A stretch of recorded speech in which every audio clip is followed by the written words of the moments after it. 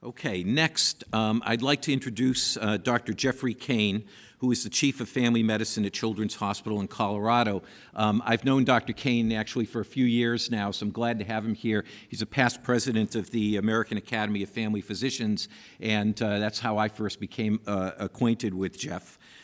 He's had a distinguished career in family medicine and public health. But perhaps most relevant to the topic here this morning is his powerful and personal story about lessons learned from the other end of the stethoscope. Jeff has fought successfully for insurance coverage of prosthetics in 22 states and is working on similar legislation at the federal level. He also competes in and coaches adaptive sports, and he won the first gold medal for adaptive slalom snowboarding at the National Snowboarding Championship. We don't get a lot of gold medalists here, so glad to have you. So ladies and gentlemen, please join me in welcoming Dr. Jeffrey Cain.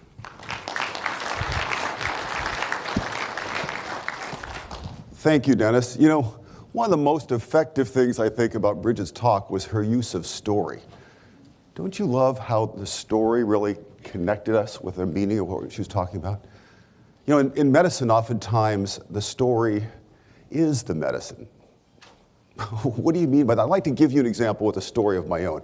Going to see a patient of mine, her name was Fatima, 16-year-old Somalian refugee, 5'3" on the chart, immunization's up to date. But when I walked in the room, something you could feel immediately. Chief complaint, missing prosthesis. Fatima sat on the chair with her head down, rickety, beat-up old crutches sitting in the corner. Her father sat in the waiting room because in her culture, being an amputee was family baggage. That room was filled with shame. I wanted to step across the room and talk with her. So I said, Fatima, you know, there's an organization, the Amputee Coalition, that helps people find a prosthetic to be successful with that. Would you like their number?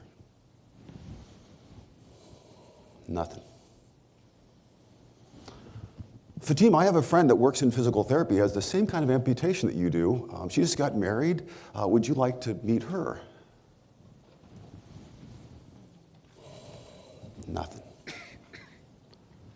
You know, in medicine, we're oftentimes taught that sharing our story gets in the way of the patient's story. But I decided that day to do something a little different, to step across that line.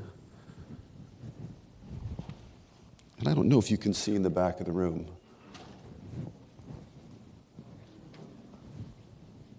Fatima's eyes flew open. She says, but you have no legs? You have 2 prosthetic legs? But you're the doctor.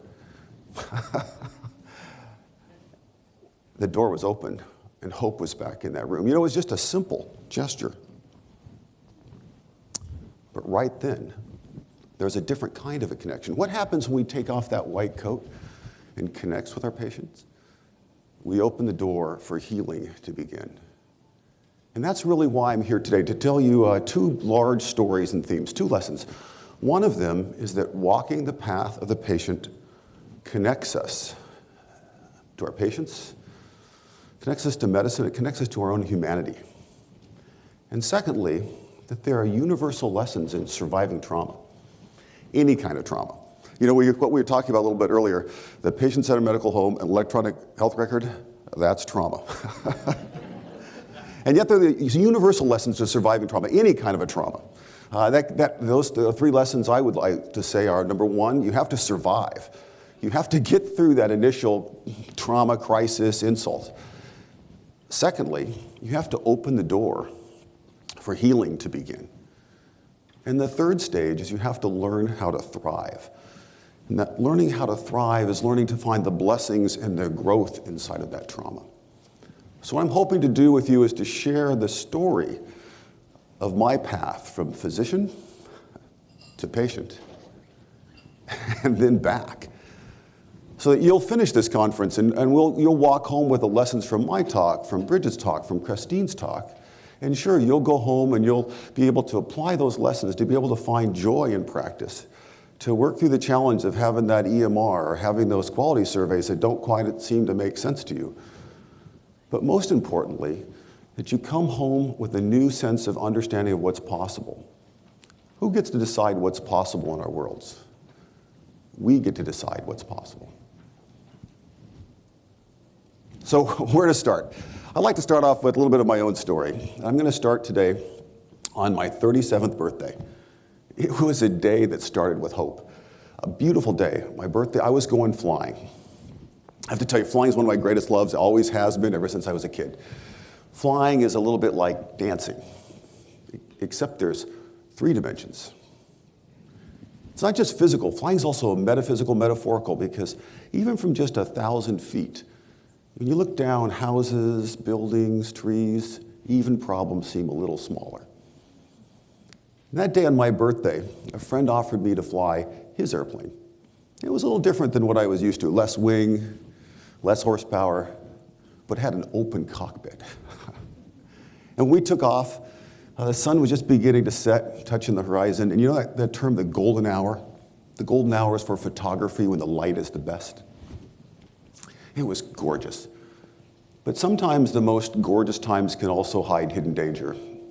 As we took off and banked over a hill, the wind shifted, the plane dropped. You know what? In a crisis, your instincts kick in, your pilot instincts kick in. Throttle in, nose up. Too late. The plane dropped. Bang! And then silence. First thoughts? Oh crap, I broke Claude's airplane. Friends were running the field and said, oh, quick, you're hurt. We're going to call a hospital. We're going to call a hospital. We're going to call and get an ambulance for you. And the interesting thing is when crisis happens and your instincts kick in, your doctor instincts kick in too. ABC, airway, breathing, circulation, I reached up and I realized that my face was mobile. I had hit the dashboard. And I said, no, don't call an ambulance. Call a helicopter. The paramedics got to the field. The paramedics on the field tried to put me on a backboard. Remember that mobile face? What happens when you go on your back when you got a mobile face? You drown in your own face. I had to actually manage my own airway on the field until the helicopter got there. And as I got there, I was trying to give them the names of my phone numbers of my doctor. I wanted to go to level 1 ICU in Denver. I wanted all those kinds of things, just keeping in that crisis mode until that helicopter got there. When that helicopter got there, that's a time that I had hope again. It lifted me out of the crash environment, transported me to my own ICU, dropped me out of the sky. So what's it like to drop out of the sky into your own ICU? Let me go back a second. Can we go back, please? This isn't going backwards. Yeah, great. What's it like to land in your own ICU? Anybody here seen The Wizard of Oz? So nobody's seen The Wizard of Oz? Dorothy's, the house goes up in the air and it flies across the sky and it drops and she opens the door and it's a different world. Colors are different. There's some people there she kind of recognizes, but it's a wild world. That's what it was like for me to land in my own ICU. All the colors, all the world, all the things were different. There were times, weeks later, when I would turn to somebody and I would say, excuse me, I recognize your voice, but I don't really know who you are. And they'd say, oh, I managed your ventilator while you were in the ICU. There's a nurse there. I was a nurse there that I'd been flirting with the week before when I'd made rounds. And now she's helping me with fairly embarrassing toiletries. Your world is entirely rocked. I mean, we talked about there's a lot of things that are helpful when you are a physician. I'm going to tell you a secret. It doesn't help to try to manage your ventilator when you're in the ICU. We talked about some small things that happened there. I remember I said my face was mobile.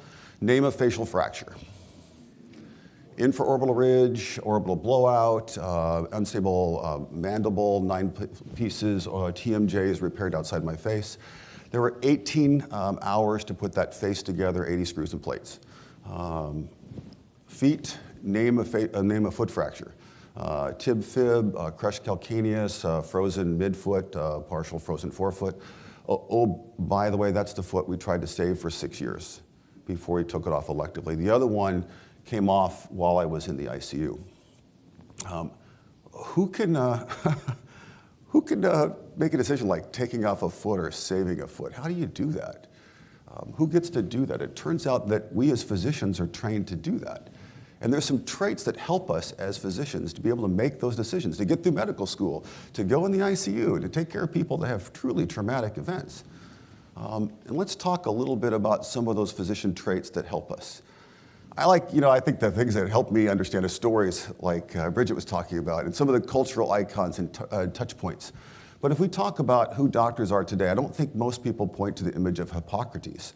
I think people point to television. Does anybody know who this guy is? I'm going to go through decades. What's that from? Dr. Kildare and Ben Casey. Remember, they were the first television doctors. And the reason I put these guys up here is these guys at first. Notice they're all guys at first. These guys are all about personal sacrifice. I mean, they're about being there for their patients, and we don't see anything about being there for themselves. They're all about their patients. They're showing up all days and night. How about this guy? Who can tell me who that is? Marcus Welby. That was one of the first role models, for me. Marcus Welby was the family doctor. He had a resident that came in. He was there for patients that were ill, cancer. He was taking care of them in many ways like the patient-centered medical home. But it was also about authority, because what he said went, right? So physician authority is one of the key things about the traits that help us be good physicians. Anybody know who this is? Who's he? Hawkeye Pierce from MASH. And when I was in college and in med school, this was the sort of the image of physicians. And he was kind of an irreverent guy, but if you think about it, his humor was being used to find some sense of control. His irreverence inside the Korean War, which was an ultimate sense of being out of control. Who's this? Doogie Howser. Doogie Howser was a third time, by the way, the Neil Patrick Harris, slightly different role model today. But Neil Patrick Harris, when he was Doogie Howser, one of the ironies of this guy is he was like a 15, 16-year-old physician. And yet it was all about stoicism. Who could be a 16-year-old physician and be able to pull that off without evolving into being a teenager? Okay, the more modern images are slightly different. This is from which television show? Grey's Anatomy. Along with the randy kind of things that happen in the back room, I tell my patients in the hospital, I try to explain what an attending physician is, so I have them pick a television show. And so I'd be Dr. McTasty. But these, even in the midst of all of their chasing each other around the hospital for non-medical reasons, a lot of times these folks are still all about self-reliance. They're about being able to be in charge of their own lives, about being in charge of their patients' lives. By the way, not all role models are appropriate or good. So who's this? This is House. And I tell, if my patients say, name a physician, they say House, I'm like, I'm just like that guy, except not quite so much Vicodin. But actually, if you think about it, even with House, there's really no complaining involved. Look at these lists of physician traits that helped us get there. Personal sacrifice, authority, control, stoicism, self-reliance, and no complaining. One of the things, the reason I put those up there is those are all things that help you survive residency. Those are all things that help you survive an environment that's really difficult as a physician. But none of those things help you when you're a patient. Matter of fact, several of those things can kill you when you're a patient, right? So I'd like to actually talk about why that's different, because some things are different when you're a patient. You actually lose some places when you're a patient. First thing that happens is you lose your privacy. One of the things that happened to me is I found that my colleagues, here I was the assistant director of residency program, were going by and looking at my chart. That was because it was a physical chart. It's even easier to do that electronically. My name was put up there on the board, so every nurse and doctor that walked in there understood that that was Jeff Cain over there. We even actually ended up putting a fake name up there for a while. And we value privacy. You lose the medical authority. Who got to make the decision about taking off that leg? It wasn't me. It was the right decision.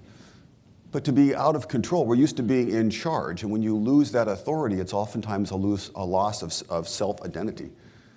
You lose emotional detachment. It's pretty easy to talk about the odds of HIV or hepatitis inside a unit of blood as you're giving that to one of your patients.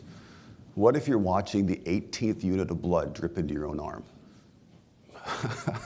I'll tell you, that's not emotionally detached. And so these are some of the things that happens that are different when you're a patient.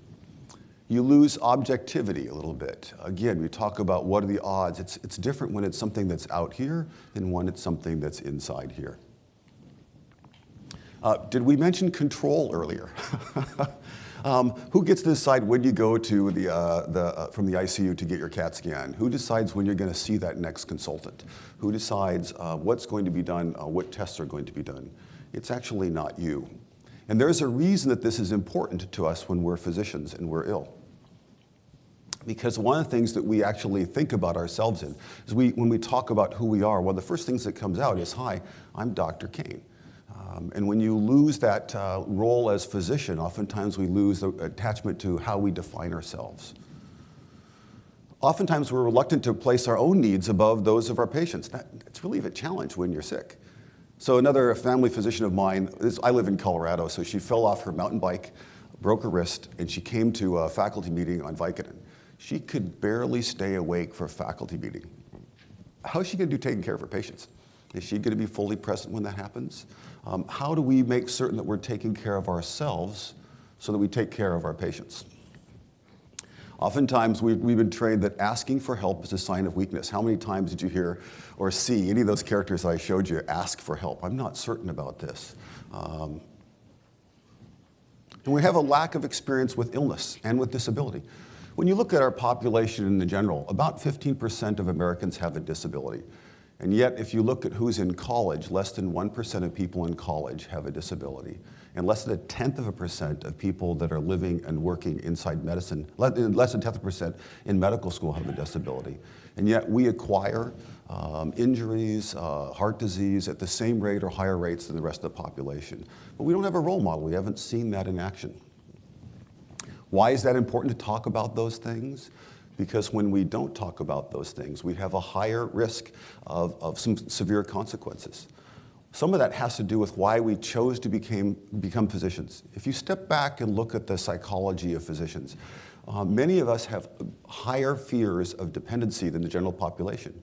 One of the reasons that we are working so hard around disability and death is because underneath, if you look at the psychology of physicians, we have a higher amount of fear of disability and death than the general population. And we have the illusion if you know more about the statistics or those kinds of things, we can have control over that. And yet, physicians are as mortal or more mortal than the population. So, let's go back to the ICU. I want to tell you about the first day when I woke up in the ICU. The sun was coming through. My friends had brought in my favorite music. There was Sting was playing. I had Vivaldi playing. And there's a quotation from Bach. Not that Bach. You remember Richard Bach, who wrote Jonathan Livingston Seagull? Yeah, the quote that was there was a quote from another one of his books called Illusions. Here's a test to see if your work here on this earth is finished. If you're here, it's not. I have to say, waking up after 2 weeks in this kind of hazy days of ventilators and 60 hours of surgery was really, truly a haze. But at the same time, it was wonderful to realize that I was alive. And my family would gather around and they would cry and they'd grab my hands and they'd squeeze and I'd cry with them because I was glad to be alive. And there's another reason I was crying, because in the ICU, you really pay attention to the big things, like what was happening with my cranial pressure, what was happening with my legs, and nobody bothered to x-ray my hands.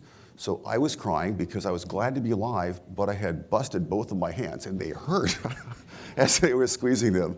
So my hope, the reason to talk about survival, this chapter about survival, was a couple lessons in there.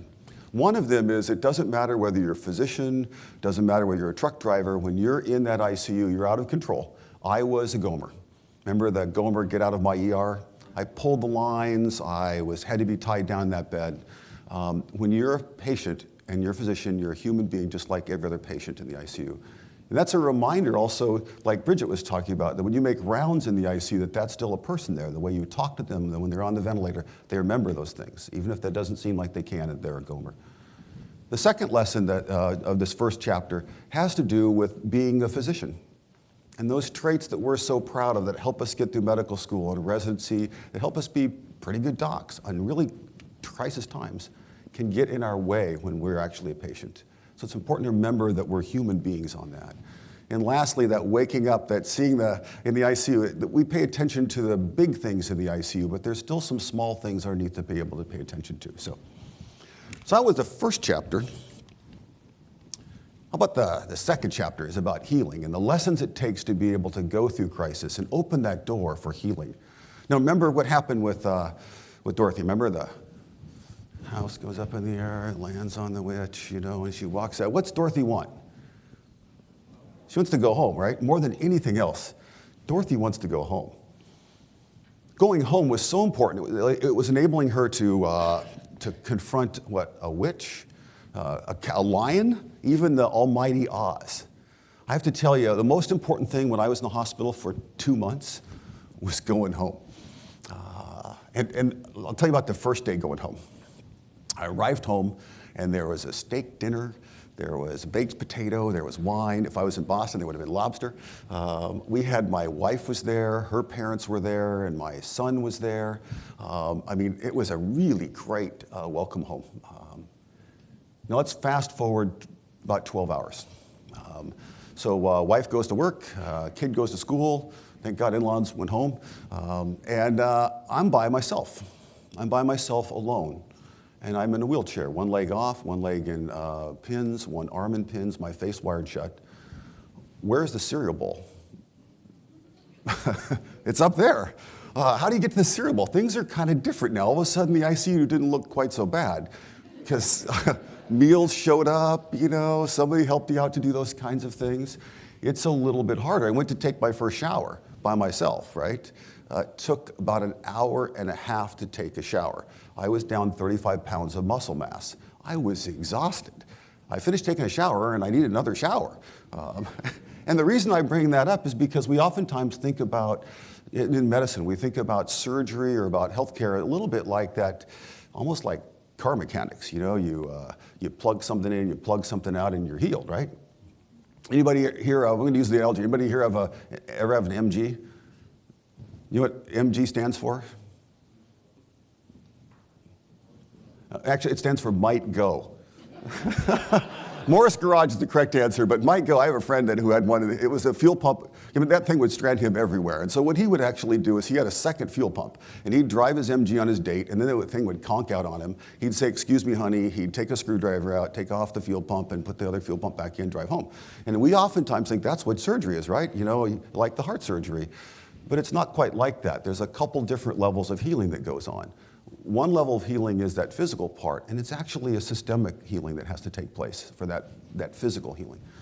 The second part is there's an emotional part of healing too.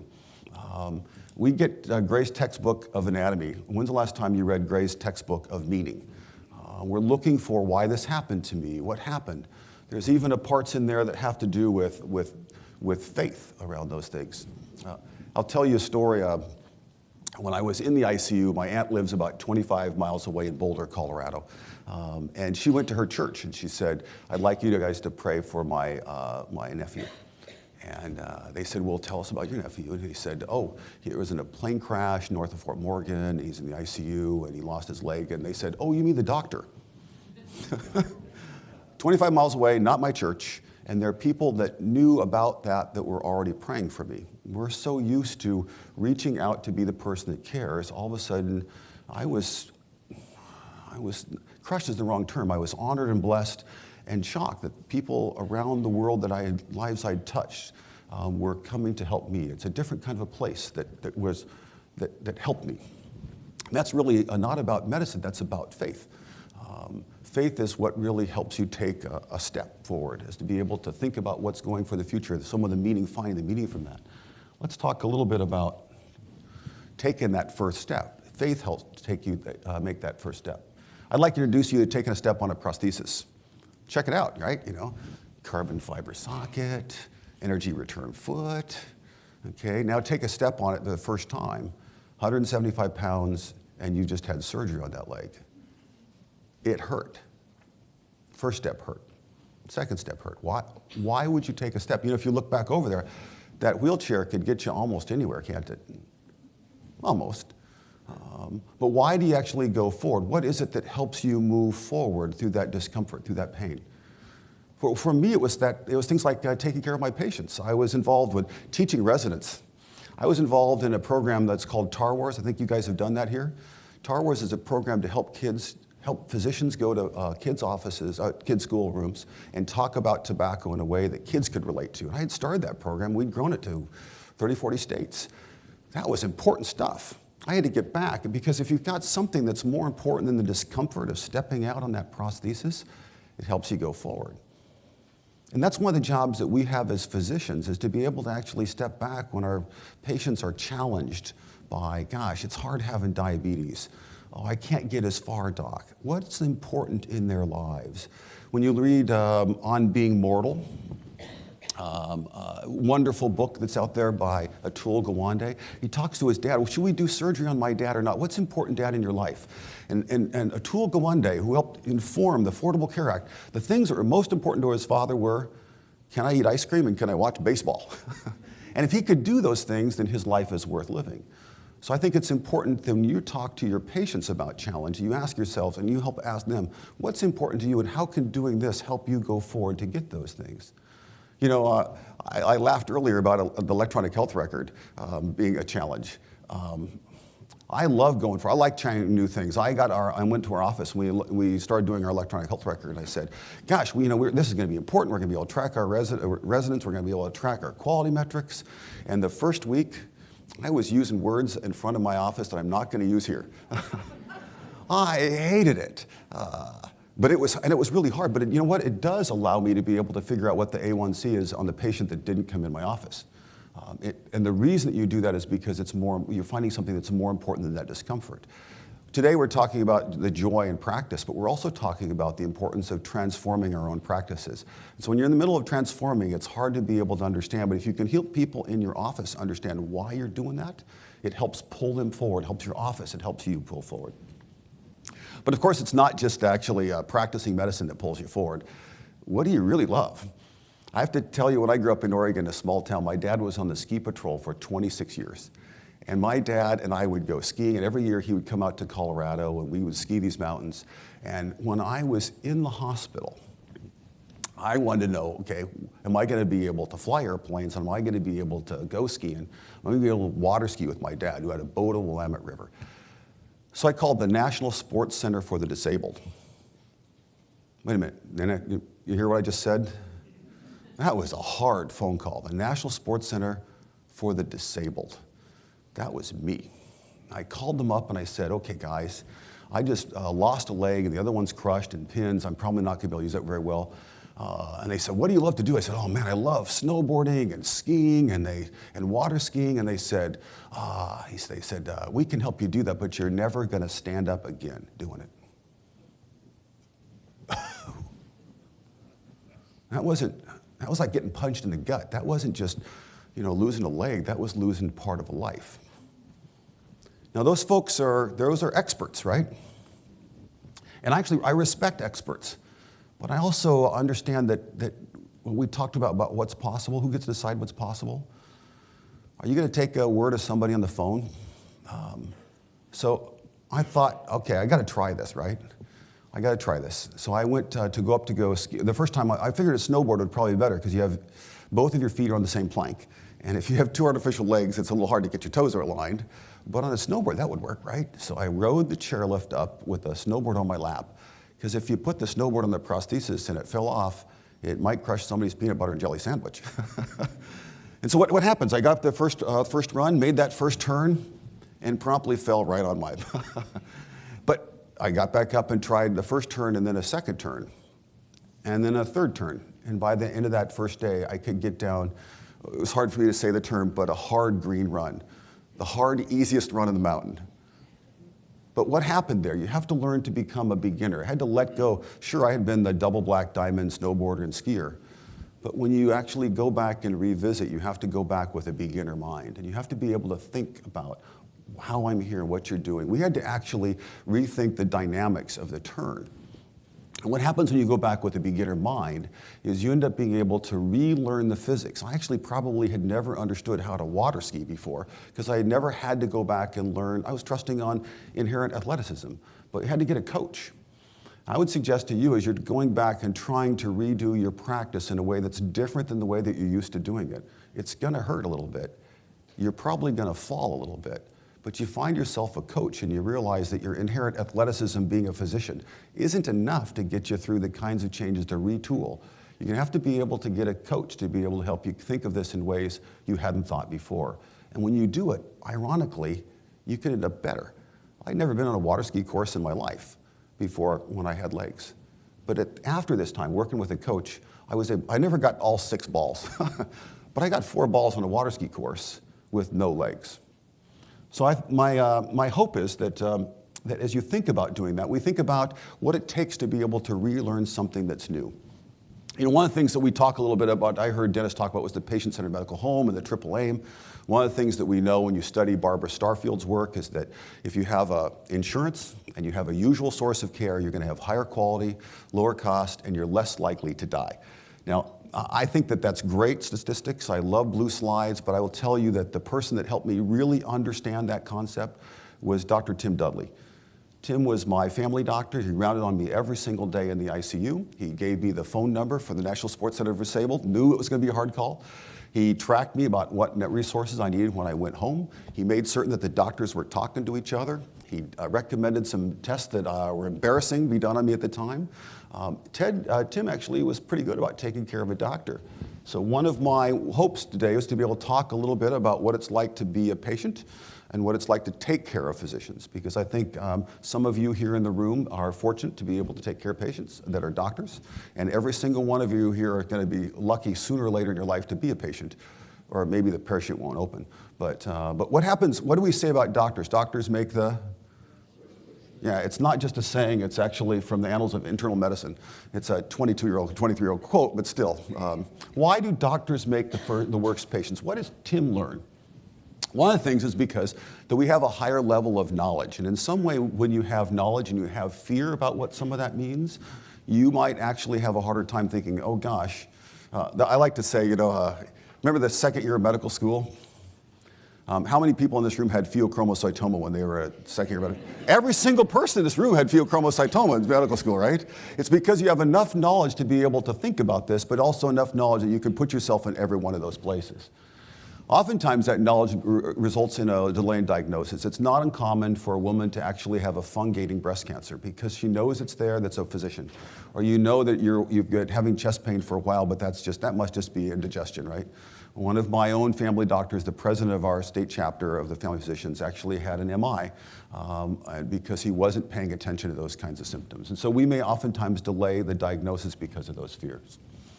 We also sometimes will shield some of our history. There are some things that are in our past that we may not be proud of, that may be hard or important for us to talk about in front of our physicians. So if somebody has an extra drink or two, if they have a sexual practice that they're not comfortable talking about inside their community, if they have some part of their past that has to do with child abuse or those kinds of things, those are really hard things to talk about, especially when you understand the consequences of those. One of the reasons that physicians make the worst patients is because we have a VIP syndrome. And by that I mean very important physician, right?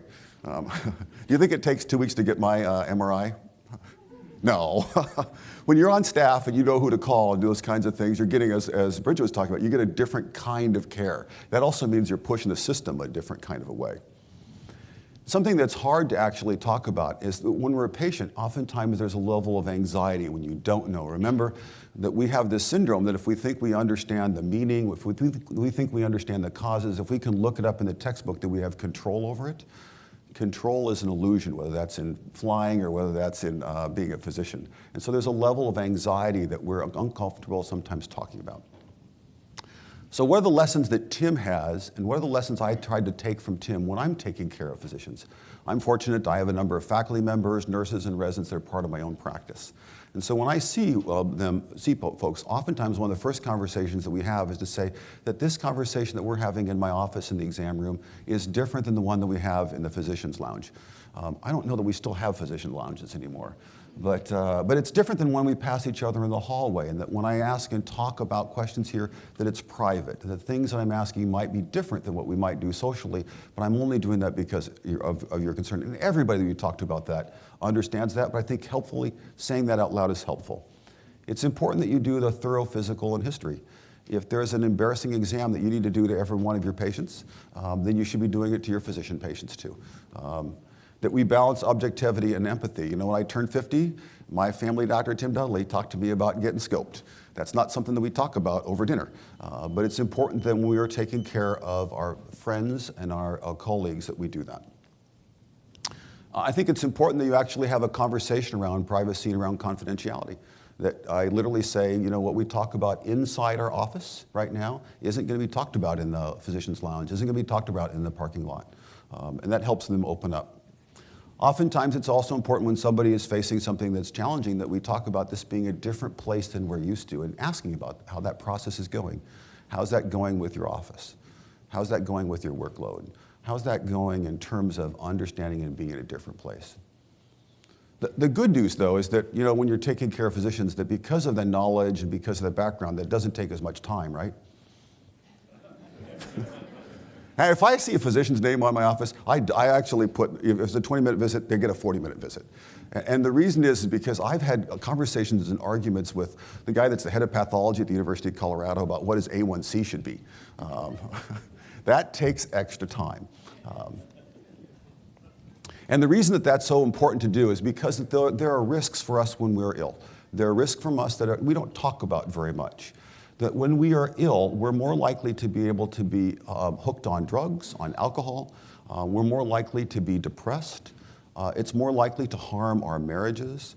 And it's more likely for us to consider suicide. I mean, how would I survive if I didn't see patients the same way that I see them right now?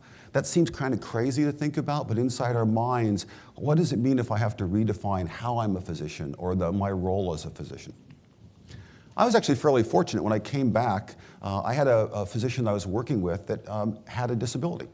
She had post-polio. Her name is Marnie Youre.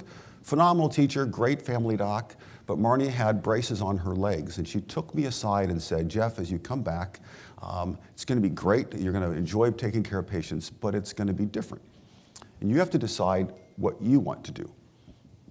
Because if you don't decide what you want to do, the office, the demands, the residency program is going to demand things that's going to demand everything you can get and more.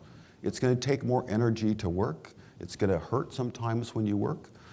And the thing to know is that when people that are physicians come back from cancer, come back from a big MI, come back from a big trauma, about 80% of them don't come back to their same role.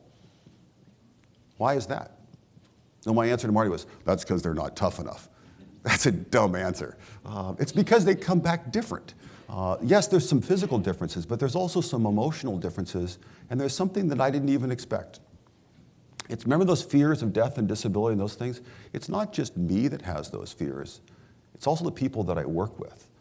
The people that I work with that define themselves by, and a family medicine residency program, delivering 80 or 90 babies a year, taking care of a full-time, making rounds in a certain way, they had a hard time having me be different. It's not fair that when I came back that I did a different role that had a different level of balance with administration, but it wasn't fair that I didn't have legs either. What it turns out is that people that come back from those kinds of injuries oftentimes do better entering a position than changing their position. I would implore you, as you look and listen to how your other colleagues are dealing with these, that you understand their own humanity and their own may need to be able to flex or be different than they were before, and understand whether that triggers in you. So let's do a little bit of a summary. We talked about healing. In the phase of healing, there are different parts. Remember, the strength came from going home, figuring out what's the most important thing, be able to find something that's more important than the pain. And that's an important thing for you to think about when you're taking care of physicians, when you're taking care of your patients, and when you're taking care of yourself. What draws you forward?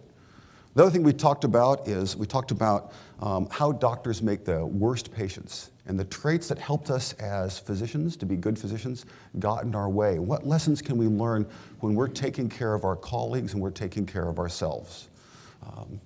But I didn't say that was the last chapter, did I? The last chapter was about thriving. And it may sound funny, but how do you learn to thrive when your life is different? How do you learn to thrive despite a challenge? You have to decide to learn how to thrive. So remember that movie we talked about, The Wizard of Oz? Remember the house goes up and it comes over and it lands. She wants to go home. How'd she get home? What was it? Chapter Hills. Remember the ruby slippers? And she actually had the power to go home the whole time, didn't she? Remember the ruby slippers? You know, she had the ruby slippers, and my reputation, my nickname at the time when I had my accident was called Das Boot, the boot. Okay? And the reason I'm telling that story is I thought at that time, 20 years ago in my accident, the boot was my role. I would go into the hospital and make rounds with my residents, and I would find my patients in the room, and I would try to decide who had the disease, who had the conditions that could be best cared for outside the hospital rather than inside, and I would boot them out of the hospital. I was known as Das Boot. Okay? Not flattering. You've probably seen the movie The Doctor. I've lived the movie The Doctor. So what happened, the reason I was known as the boot was because of the way I would help move people out of the hospital. And all of a sudden I heard the nurses talking about this Dr. Cain. He's so caring, and he's come back a little different and changed. And I thought, I haven't changed. Oh, come on. Before my accident, I would walk into the hospital, and remember, I would have a chart in my arm. Remember, for those that are younger, a chart was a little piece of metal. It used a storage device of compressed papyrus with writing on it. And I would stand there with a resident, and I would say, okay, I would stand at the foot of the bed with the resident. I'd talk with the residents, and they'd examine the patient with me, and then we'd make some decisions, and I'd talk to the patient, and I would leave. And what happened afterwards? What happened afterwards is I would take that chart, I would walk in, and I would sit down next to the patient's bed, and I would talk with my residents about this, and we'd make the decisions, same kind of decisions, but something was different. I was sitting down next to the patient. I was sitting down because my leg hurt when I was standing there, but the patient perceived that as a very different thing. The patient perceived that I was being there in a way that was present for them in a different kind of a way. It's kind of ironic that I lost a leg, it was harder to stand, but actually sitting next to the patient connected me with the patient in a way that was why I went to medicine in the first place. And so that was the first time I recognized there was a blessing that came from actually having a loss. Sometimes you have to be able to let go of those kinds of things. Sometimes that's intentional, that people have a conversation. Sometimes it's different. Let me tell you about Joey. Joey's a 5-year-old kid, well-child visit, up-to-date immunizations. The kind of kid that's coming, he's in the room, in 5 years, when he goes to school, he's going to be on ADHD medicines, right? Joey's bouncing off the room. He's using my otoscope. He's climbing on the table and climbing off the table, and he's just chattering. All of a sudden, Joey sits down next to his mom, mouth zipped, and eyes sitting down glued, just like I'm sitting here. What's he looking at? Right, looking at my ankles. Joey, do you have a question? Nope. Joey, if an adult gives you permission to ask a question, you can ask a question. Do you have any questions? Nope. Joey's okay if your mom and I keep talking about your health care and your growth and development, those kinds of things. Yep. So we're going along in our conversation about Joey and about developmental milestones and about being safe at home. And Joey's hands goes up. Dr. Cain, I have a question for you. Sure, Joey. Are you a robot? Why, yes, Joey, I'm a robot. I've been sent from the future to... No. No, but going room to room to room to room without having those conversations is being a robot, right? I think some of what we were hearing earlier from Bridget is how to step out of that role of robot and to make certain when we step into that room that we're able to be fully present with our patients. Sometimes that being present one way means letting go of some other things, letting go of whether that's an idea of who you are, letting go, remember that Tar Wars program I talked about? When you're starting a small program, there's a certain personality that's the leader that's out there a little hard, and then there's the early entrepreneur, and then there's the maintenance. As that we were taking care of that Tar Wars program I had to get back to, I realized I was the right kind of guy to come up with the program or guide it up, but I'm not the right person to manage it. I had actually sold the program at 34 states and 2 million kids to the American Academy of Family Physicians for $1, because if it was going to grow, it didn't need to be me. It's a lesson all of us learn when we're getting married, when we retire, when our kids go off, about sometimes letting go allows us to be in a different place. I told you a story about learning how to snowboard. I had to tell you, being able to call my dad and have a conversation about his water ski and say, hey, Dad, don't sell the boat. We're going to go water skiing. They had been having the weekend before, had been at home, worried about whether I was going to be able to water ski again. And it was great to call Dad and say, don't sell the boat. But this is going to be hard for me to admit. I'm not 37 anymore. I'm not 22 anymore. And when you go skiing on 2 prosthetic legs, it's hard. It went from, a day, half a day, to a few runs, to realizing that it was hurting more than it was helping. But is it about actually being on that ski that's important? What's the important part of that? It was being with my dad who was on the ski patrol for 26 years, right? It was about carving turns in the mountains. It was about breathing mountain air. Is there a different way for me to do that without being the National Sports Center for Disabled wheelchair monoski? Which is, by the way, the perfect device if you happen to be paraplegic or quadriplegic. But if you're not, how can you do that and still use your body in a way that's dynamic, the way the upper and the body separate as you're coming down turns? So I started looking around, and there was something that was used in Europe called the ski bike. And the ski bike, if you look at it, you're actually bearing all your weight through your core and using your feet for touchdown weight bearing. Hey, why not use that for adaptive device? Because it's not an adaptive device, it's a device used in Europe for able-bodied people. Well, the heck with that, because when you try it out, it rips. I mean, it's carving turns, it works on crud. It's better in crud than regular skis. It's great in the powder.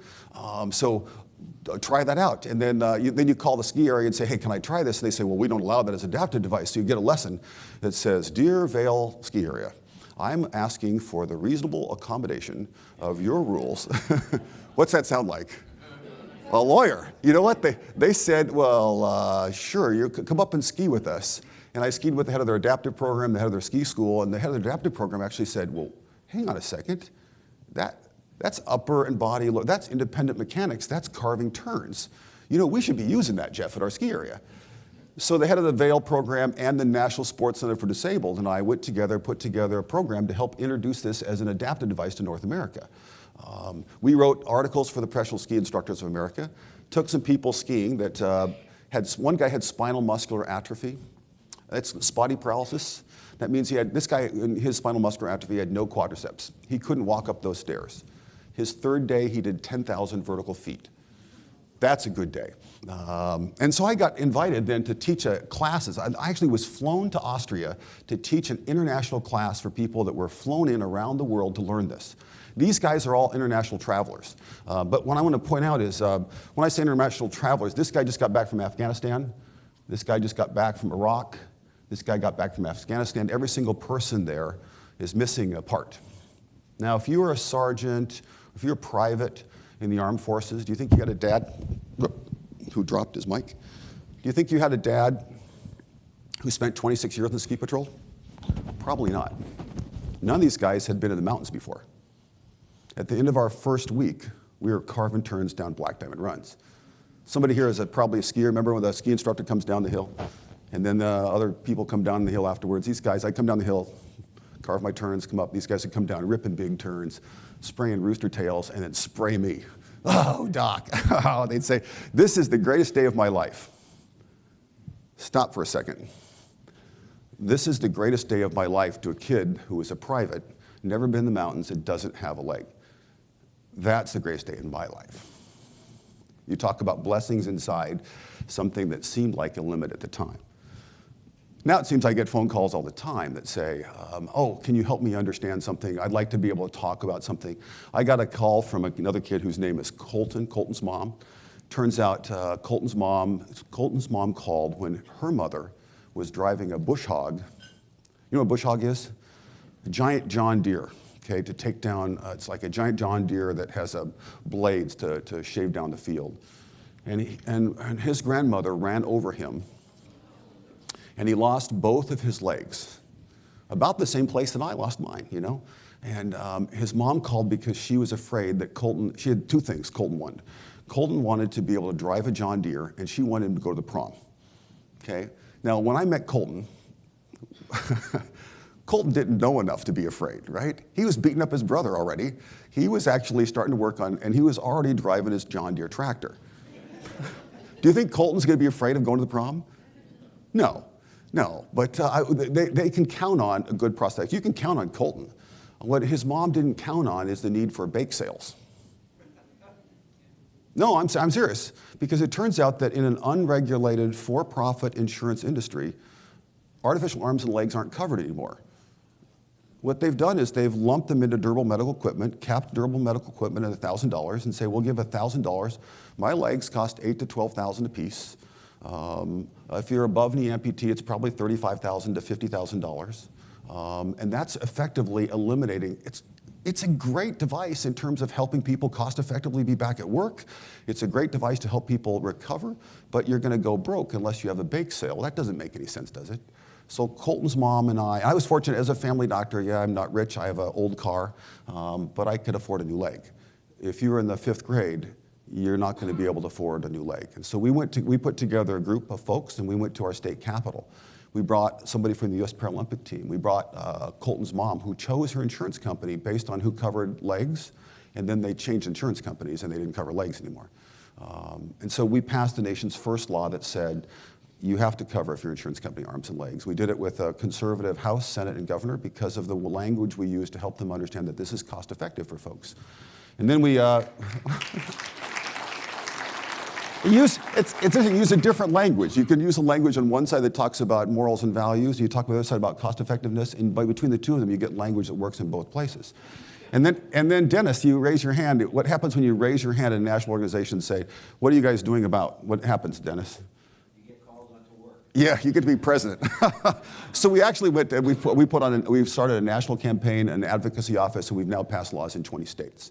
So we're hopeful this year to start reactivating that campaign and actually do some national federal legislation, which I think is possible. Now, remember I said phone calls happen all the time, so I'm at home, it's a busy week, I get a phone call from Peter. Peter is a 70-year-old man, lives on the East Coast, runs a national not-for-profit. His immunizations are up to date. Peter calls and says, hey, Jeff, can I have a conversation with you? I said, sure, Peter. He said, well, I've lost my legs. Peter, I'd love to have the conversation, but I got to run. I got a board meeting I'm on the board of the American Academy of Family Physicians. Let's see, tomorrow, okay, we got this bike ride, swim. I'm flying kids. I'm still flying an airplane, and I got a kid's flight on Saturday. Can I talk to you Sunday afternoon? And Peter goes, oh, sure. And so Peter calls back up, and he says, I said, Peter, how can I help you? And he says, you already have. And he said, what do you mean? He said, well, he said, I had spinal meningitis, and I lost both my legs below the knee, and I was afraid I didn't know what I could do in life. He said, just a quick phone call from you. I already know that you can fly an airplane with no legs. I know that you can be an athlete with no legs. I know that you can have life and a work that gives you meaning and that gives importance to the world in you and outside the world. See, Peter already understood from that brief conversation that what you got to do is to be able to understand that the technology is there. But what you have to be able to do is set your sights and to be able to move forward in those. And just that quick phone call was all Peter needed. So this chapter was about thriving. My hope to talk about thriving was so that you can also learn some lessons in here in the middle of the times of challenge and joy and practice that we're talking about, is to be able to understand that sometimes in the middle of that challenge and struggle, it may be hard, but you might end up in a place that's different, that allows you to do different things in a better way than when you started. My hope to talk about thriving was what sometimes may look like a limitation, may actually be a door opening to be able to be a better you. So we had 3 chapters here. The chapters were about survival, chapters were about healing, and they were about thriving. But we started talking what? We started talking about stories. Why does Bridget use stories when she's talking about quality up here? Why do I talk in stories, metaphors? Because stories are what connect us to each other. Stories are what give meaning to the experiences that we're having. A neurologist would tell you that there's actually biochemical changes that help connect us when we have those stories in a different way than stats and figures and strategic plans connect us. That's why I came here to tell a story today. In terms of 2 things, remember I said, my hope was that by telling the story of physician to patient and back, you can see how being a patient actually helped connect me to my own humanity. That one of the most important things about talking about joy in medicine is connecting to the humanity that we have, the opportunity we have when we're taking care of patients. And the second part that I was hoping to do is to be able to talk about the lessons, the universal lessons of surviving crisis or trauma. Sure, we all face crisis and trauma in our practices, but there are universal lessons to survive. You got to survive, and survival oftentimes means being in the arms and hands of others. You've got to be able to open the door for healing. And healing means looking for something that's more important than the temporary discomfort or pain that you're in. And third, you have to decide. You have to decide to thrive, to find a way to be able to take the lessons inside that to a new place, to have a richer, fuller life, despite what may have initially seemed a limitation. So before I go, I have to do one more story, okay? An 18-year-old Somalian refugee, missing a leg, in my office, up-to-date immunizations. Open the door, and who do you think I see 2 years later? It was Fatima, who had called the Amputee Coalition of America, who had met my friend, who now has a prosthesis, who's in community college, and who's walking and wearing a smile. So Fatima understands now there is something more important than the challenge that she had with that family shame. What was most important was moving forward. That's my hope for you today, that you'll finish this conference today, my talk today, and understand that we get to decide what's possible. Because when we decide as physicians, as a medical society, and as a country, what's more important than the temporary pain, anything is possible. Thank you guys for your time.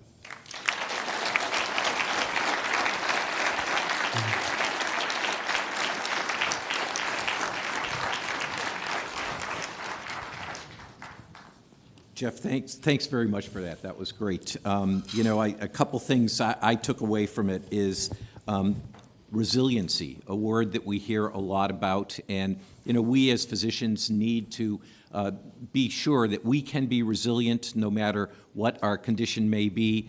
Jeff talked about a medical condition, but the condition of our practices, we can work through this, we can overcome it, we can rediscover some of the joy. You talked about thriving when your life is different than it used to be. Well, you know, we all tend to complain a little bit about practicing medicine ain't what it used to be, but we can still figure out ways to thrive and find some joy in the work we're doing.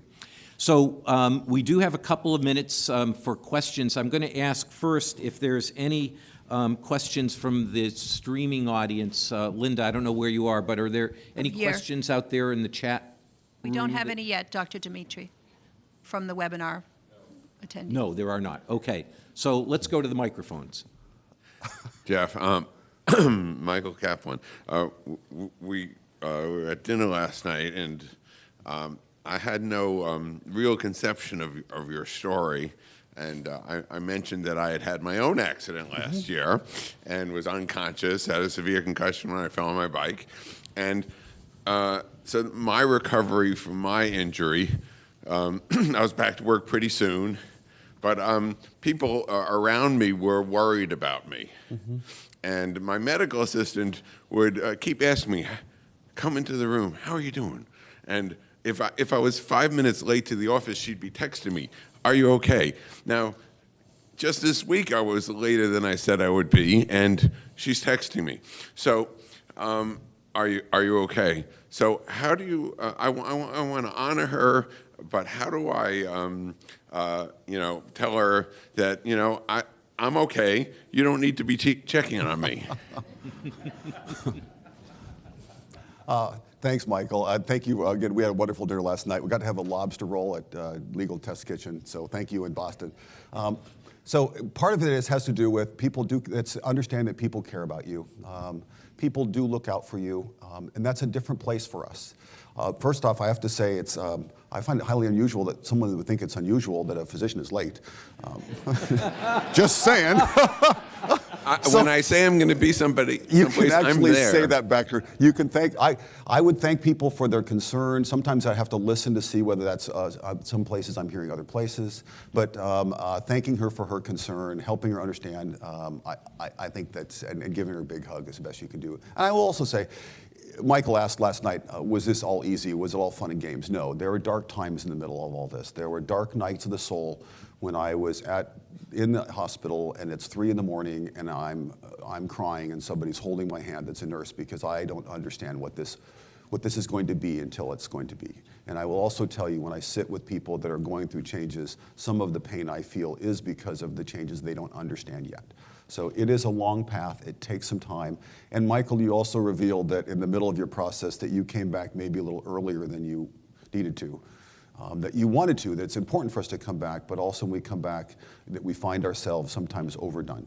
I found myself on a keyboard with my eyes closed, trying to do administrative paperwork because I came back too early and I was pushing too hard. And so sometimes you have to listen and ask for the truth of that for you and for them, and to thank them for their input. All right, thank you very much, Jeff. We're going to take a break now before we come back for the second half. And I'll invite the person at the mic to come on down. Oh, I'm sorry, I missed somebody up there. It's But okay, yes, come on down. And we are going to have more time with the panel session with everybody later. So if we can come back in 15 minutes, we'll start up our second half. Thank you.